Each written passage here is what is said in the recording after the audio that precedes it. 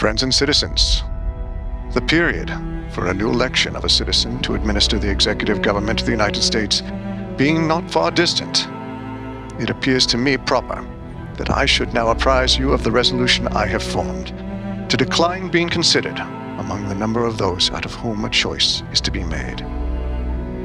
With these words, George Washington announced to the nation that his time as president was coming to an end.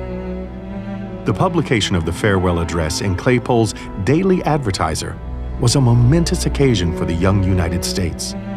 Washington established the most significant precedent of his presidency, the two-term limit. By giving up power, Washington ensured a peaceful transition for the next president. He sent the message that the presidency was not a lifetime appointment, and he did so willingly. But the farewell address was more than just a resignation. It also carried Washington's warnings for the young nation. In it, Washington warned Americans to avoid partisan politics, entangling alliances with foreign nations, and regional divisions. At the same time, he urged Americans to celebrate liberty, education, and unity. The farewell address has long stood as a testament to Washington's leadership, but it also answered the vital, unsolved questions that had tested the young nation. How long was a president supposed to serve? How many terms in office would be the limit? And how would power transition from one president to the next? This is Inventing the Presidency, Episode 8, The Farewell Address.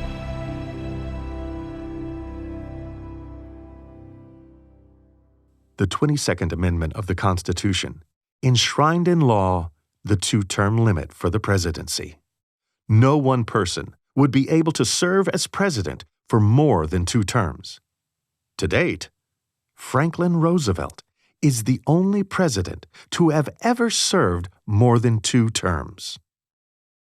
But the 22nd Amendment wasn't ratified until 1951. In 1796, there were no term limits. Despite the contentious debate about the subject during the Constitutional Convention, the Constitution gave no guidance on the matter. Washington, however, knew it was time. He had wanted to leave office as early as 1792. James Madison had already begun drafting the speech that would eventually become the farewell address. But Washington had been convinced to stay by Elizabeth Powell and other friends. In 1792, the United States was in the midst of several crises, including the Whiskey Rebellion, the Northwest War, and the French Revolution. Washington knew that stepping aside would be risky. So, the address was put aside. For now. At the end of his second term, however, Washington had many good reasons to resign. First, he was getting older. In 1796, he was 64 years old. Washington worried about the precedent it would set if he died in office. Men in his family typically did not live long lives, and Washington had already outlived both his father and older brothers. If he died in office, some might see the presidency as a lifetime appointment. Second, he understood the need to demonstrate a peaceful transition of power. Historically, the transition of power from one sovereign or ruler to the next has been among the most vulnerable times for a nation. Proving that power could be smoothly transferred from one president to the next would be an important precedent. Third, he was tired. For the last 7 years, Washington had faced a series of successive crises. The stress from the Whiskey Rebellion, Genet Affair, and Jay Treaty had affected his health. The pressures of office had worn at him, and he was eager for a peaceful retirement. Washington yearned to return to Mount Vernon. He had spent 8 years away, returning only for short trips. In his absence, parts of the plantation had fallen into disrepair, and he wanted to spend his retirement returning it to its former glory. So, he made his decision.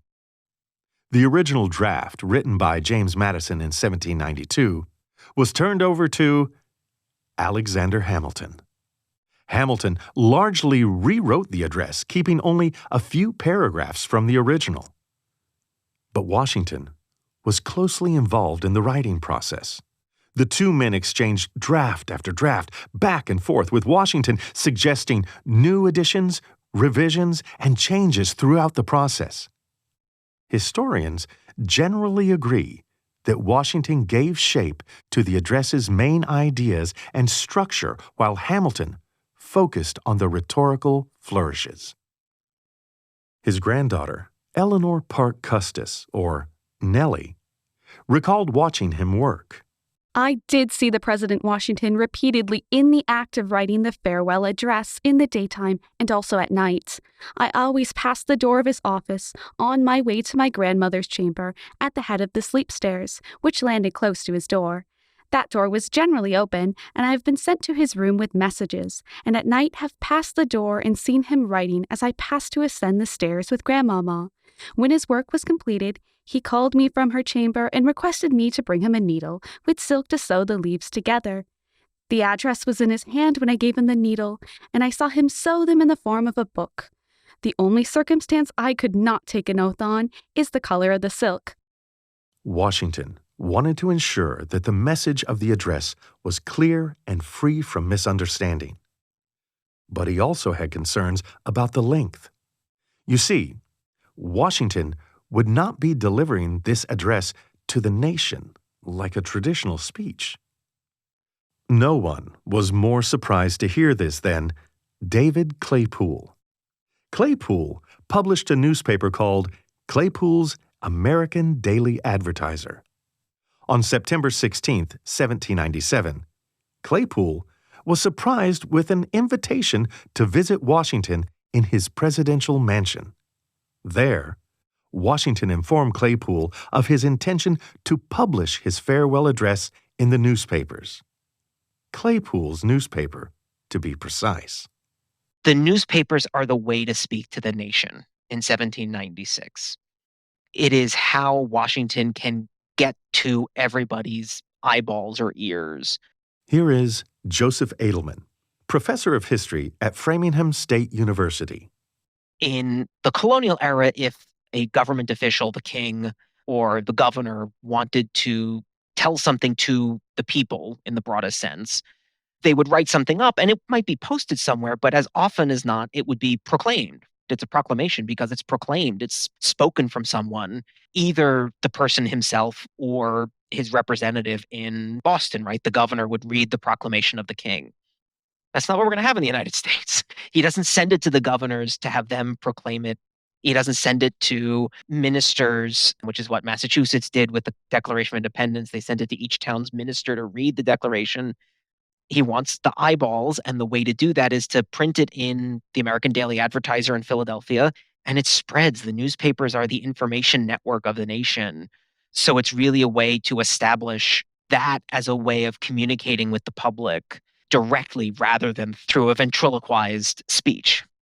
On September 19, 1796, just 3 days after Washington met with Claypool, Claypool's American Daily Advertiser published the full address. The address began with Washington's justification for stepping away from the presidency. The impression with which I first undertook the arduous trust were explained on the proper occasion. In the discharge of this trust, I will only say that I have, with good intentions, contributed towards the organization and administration of the government the best exertions of which a very fallible judgment was capable.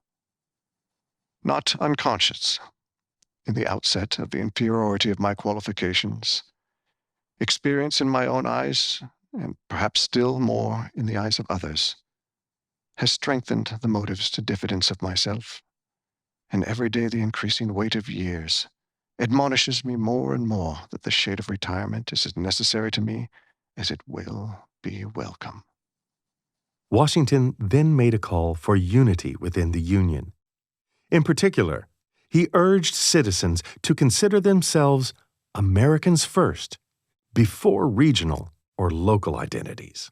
In contemplating the causes which may disturb our Union, it occurs as matter of serious concern that any ground should have been furnished for characterizing parties by geographical discriminations, northern and southern, Atlantic and western, whence designing men may endeavor to excite a belief that there is a real difference of local interest and views.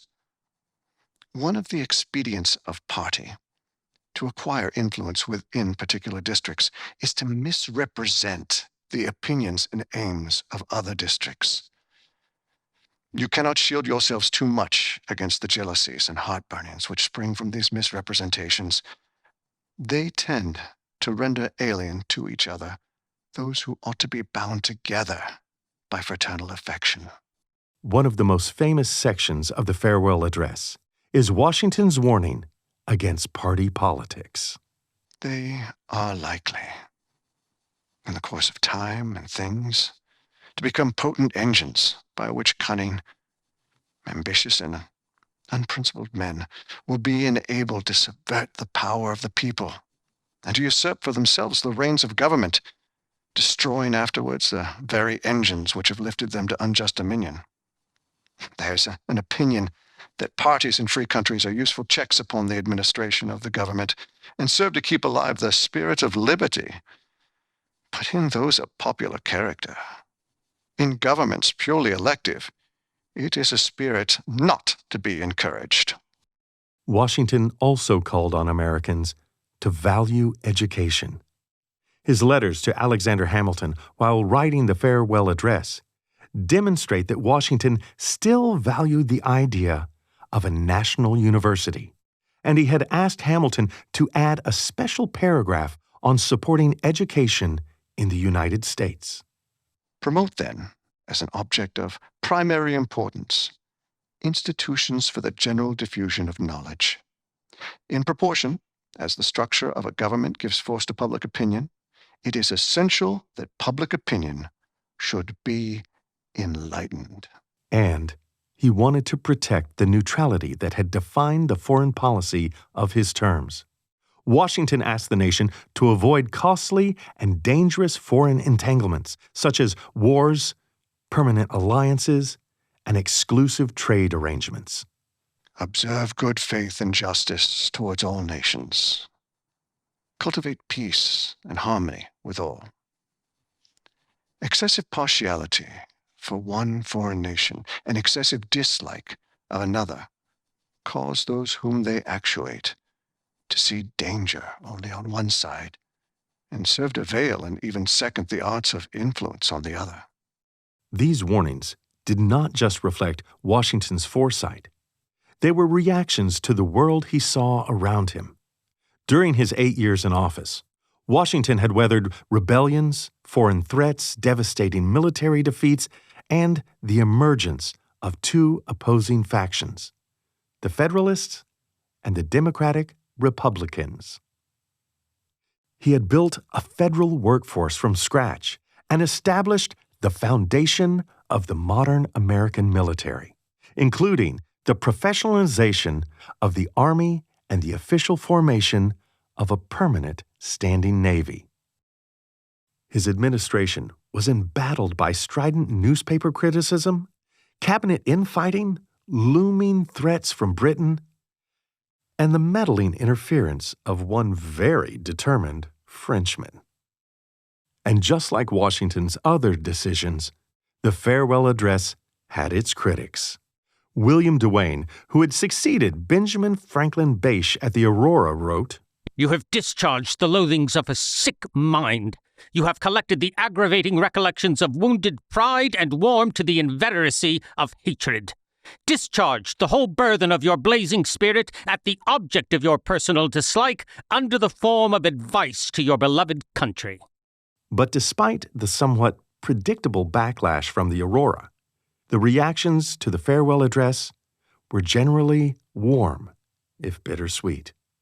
The press generally praised Washington for his address, recognizing both the momentous nature of his exit as well as the wisdom of the warnings contained within. There is nothing we can say that will fully express the estimation in which his illustrious and important services are held by the citizens of this much-favored country, or that will equally express their regret at being deprived of the continuance of his paternal watchfulness and care. It would not take long for Washington's fears about factionalism and disunity to emerge. The address was published just 10 weeks before the electoral vote for the next president, and now the frontrunner had stepped away. While Washington had been elected unanimously before, there would be no consensus in the election of 1796. Here is Sarah Georgini, series editor for the papers of John Adams at the Massachusetts Historical Society.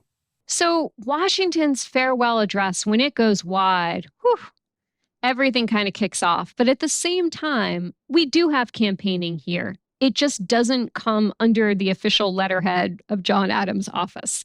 It is done on the sly. It is done through various camps of Adams and Thomas Jefferson. And certainly Hamilton is a prime wielder of power in this chase. There's all kinds of slander in the press. It's not going to be quite as colorful as what happens in the election of 1800, but at the same time, it is kind of a prequel. So we see a couple of things. We see some questionable creation of ballots. We see some pamphleteering that has all kinds of really character assassinations for and against Adams and Washington in different ways. We see a lot of proxy battles in the press. We see some little social divisions that happen. Adams and Jefferson try to stay out of it as much as they can. So there's a lot of scrambling this time around with the election. There's a lot more regional division. There's a lot of people who have been thinking about things like the shipping depredations, about the domestic insurgencies, about taxation in new ways during the Washington years. And they kind of held their fire while Washington was president. And now they have some things they want addressed. They now expect a president to address grievances and wrongs and to push the government forward in ways that they didn't expect from Washington. The election of 1796 was a close one, but Adams would emerge as the second president of the United States. Adams had served 8 years as Washington's vice president, but now it was time to take the main role. How would Adams build upon Washington's legacy? I think Washington thought about the good of the country. And certainly in Adams, he saw the qualifications, although they differed from his own, that were needed to lead it in the next stage. You know, Washington is much older. He is a veteran. He is someone who has seen a great deal more of war physically, emotionally, in every way than Adams has. Adams has seen the world. He has dealt with kings and queens and public intellectuals all over Europe. He has argued for money and for goods and for arms. They come from very different sets of experience. And I think Washington understood probably that that wasn't a bad thing. He didn't want to have a Washington part deux come in and necessarily take on the role. And I think that's extraordinary. He didn't say, I'm going to put someone forward. I'm not going to say Hamilton, but didn't want to put someone forward who is a copycat. He saw that the American people could handle one leader who is different than the predecessor, but had the same goals at heart. I think that's kind of remarkable for both of them, actually, that they respected each other's differences and still had a great degree of trust in handing over the office. So Washington has set up an amazing bureaucracy and really great protocols. He came in like any good general and put the house in order. And I think that Adams, that was not his gift. So it's good that that was done for him. So he had a cabinet in place that he could turn to, and he does almost immediately. He had a fairly engaged, if not always pacific, Congress that he could work with. He had a growing judiciary. He had systematic placement of appointments for consular, diplomatic, and other lucrative local posts that I've mentioned. So there's a system in place. Washington got that up and running. And that's good because, like any 18th century person, John Adams thinks in systems. So the system of government is working. It's something he can walk into on the first day. But there was still much room to build the presidency. Although he only served for one term, Adams would establish important precedents of his own. The thing that he makes his own is, I'm going to say, the foreign policy agenda of the country for the next couple of years. So he thinks creatively about how to implement the Jay Treaty. So thinking about how to balance our neutrality with opening up America to the world, that is something that Adams does. Thirdly, with France, he'll say it, he keeps the peace.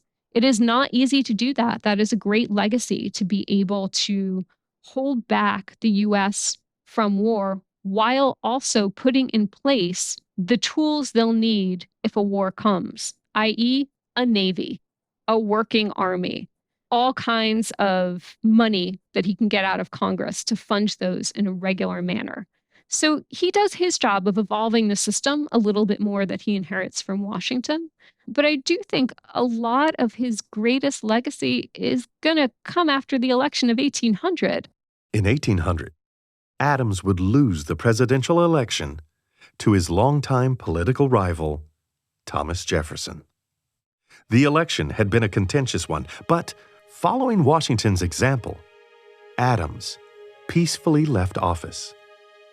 In his State of the Union address, Jefferson chose to echo Washington's sentiments from the farewell address, proving that despite their political differences, Washington's presidency had lasting influence on the executive branch. There's really no democracy until there's a peaceful transfer of power. America didn't invent the peaceful transfer of power in a democracy to make that definition come true, but we do engrave it in our history after that moment. So the idea that an election can be so close and so difficult, and he can still turn over the office of the presidency because it doesn't belong to him, that power belongs to the people, is something that even he and Jefferson can agree on, is so remarkable.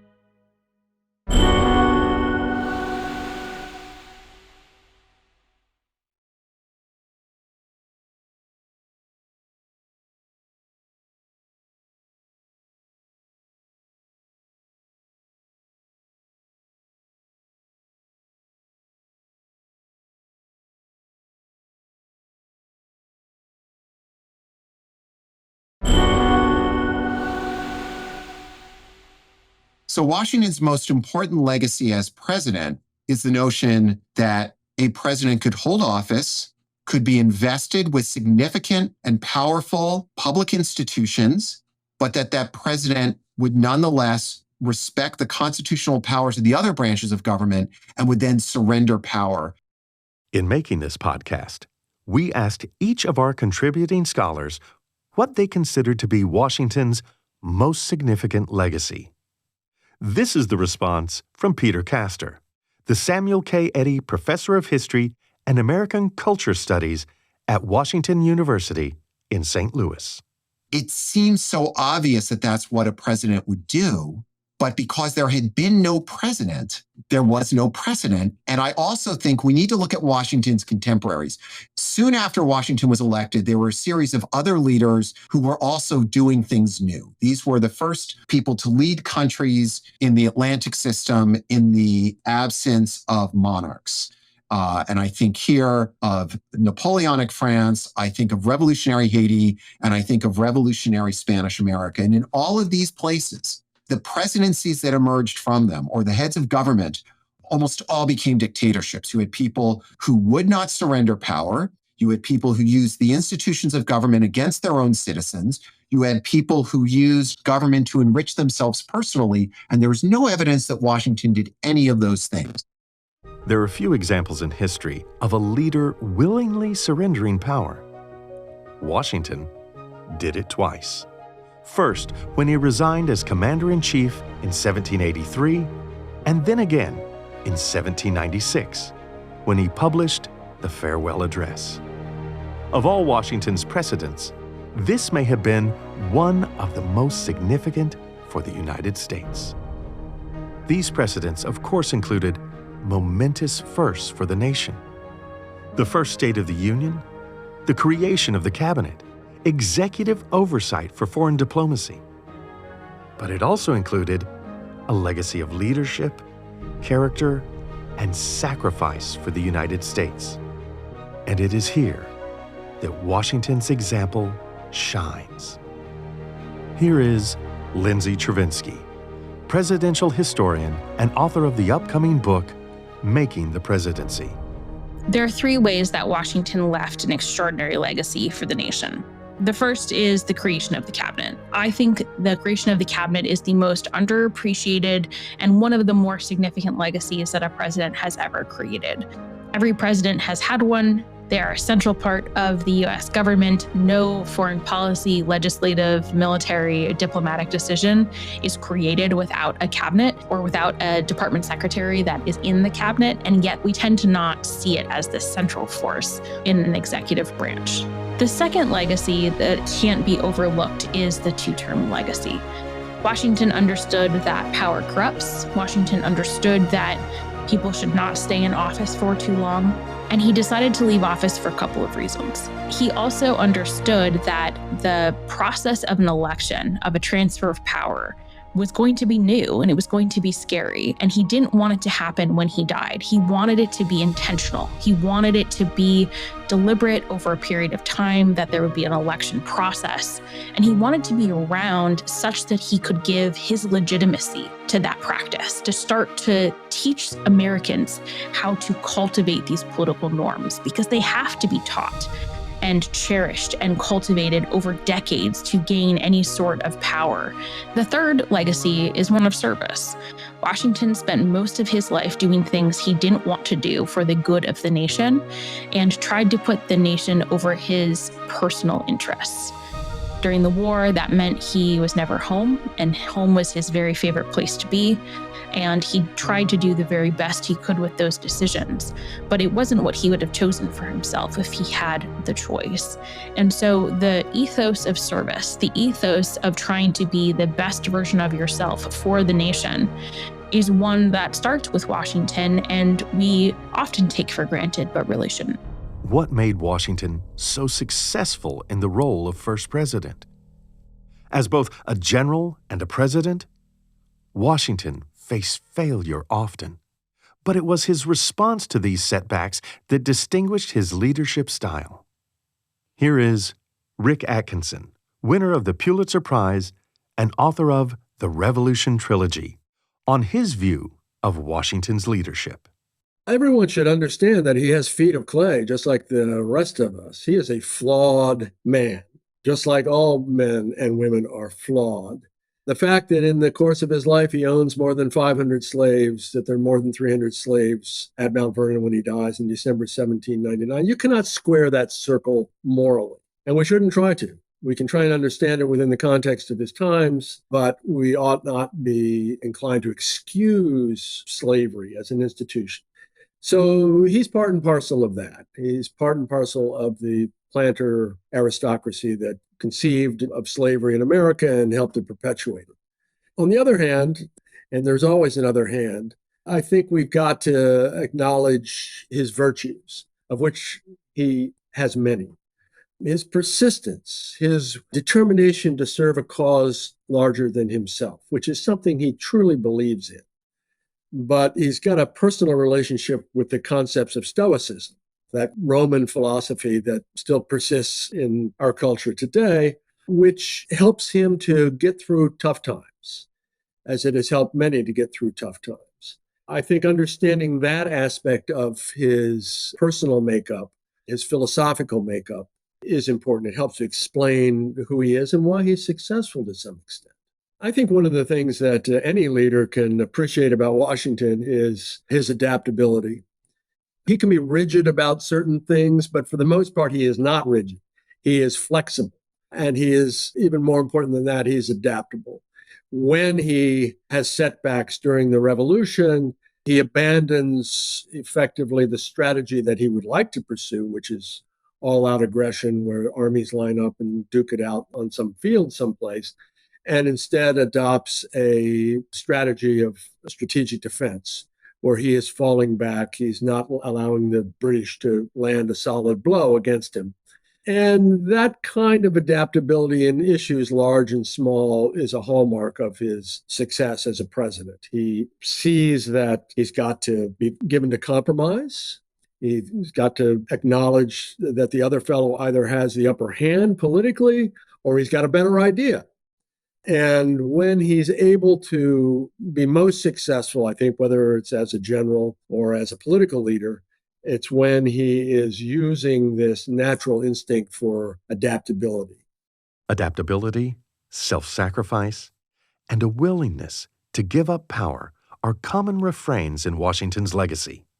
But it is also important to remember the man behind the myth.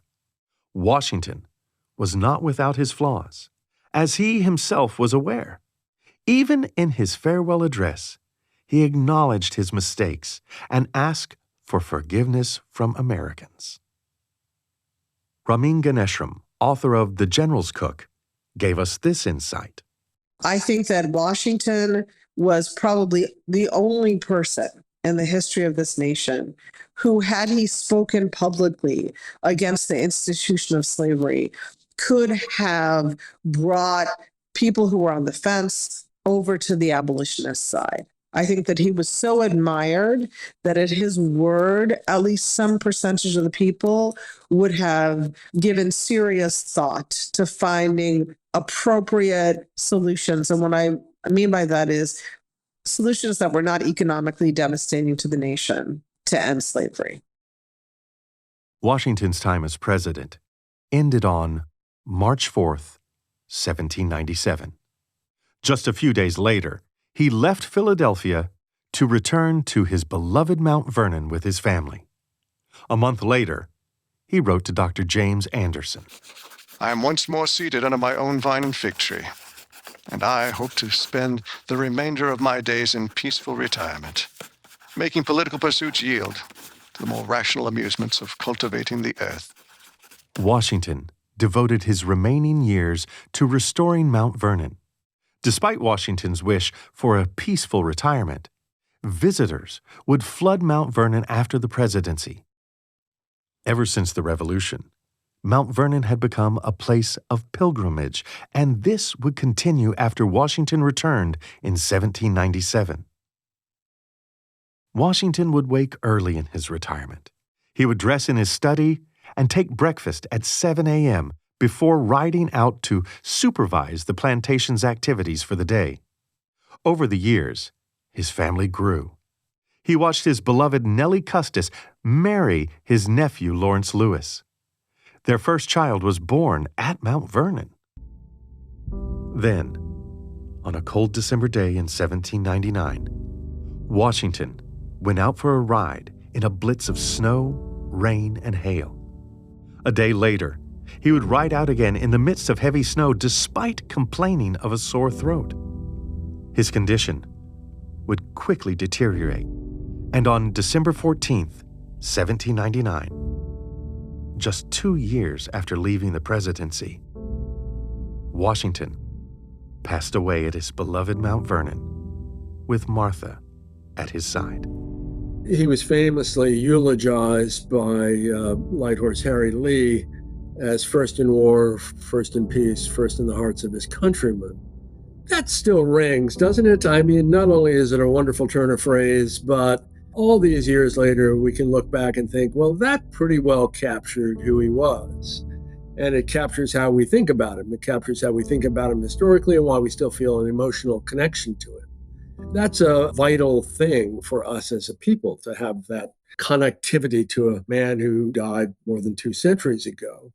His voluntary surrender of power, his recognition of the importance of the other branches of government, his acknowledgement of a vital role in military affairs for the legislative branch of government.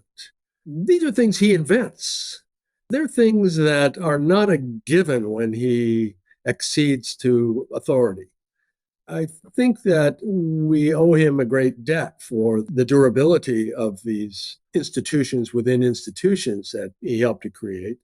An acknowledgement that as the father of our country, it's a cliche, there's a lot to be said for him as a progenitor of ideas, a progenitor of institutions, a progenitor of standards, all of these things that have helped to make the Republic endure as long as it has.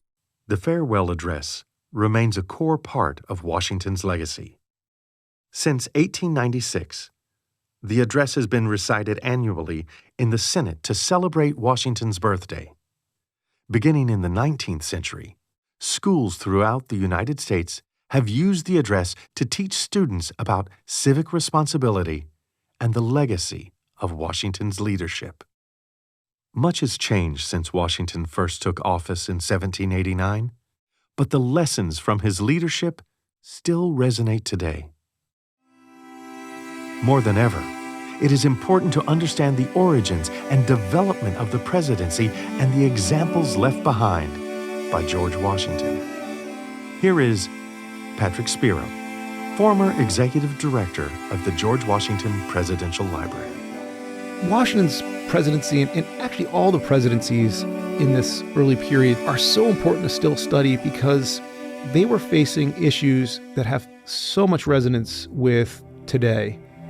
We had leaders in the past who were able to navigate these challenges and these problems, and the lessons that we can take from them, whether it was success and a good approach or bad decisions, that can really help inform our path forward today.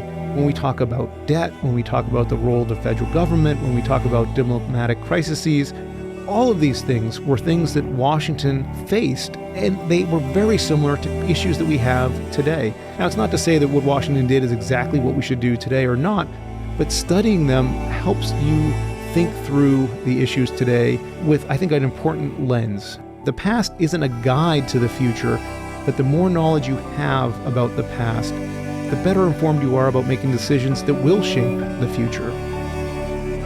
And here we end, just as Washington did, with his parting words to the nation in his farewell address. I anticipate, with pleasing expectation, the sweet enjoyments of partaking in the midst of my fellow citizens the benign influence of good laws under a free government, the ever-favorite object of my heart, and the happy reward, as I trust, of our mutual cares, labors, and dangers.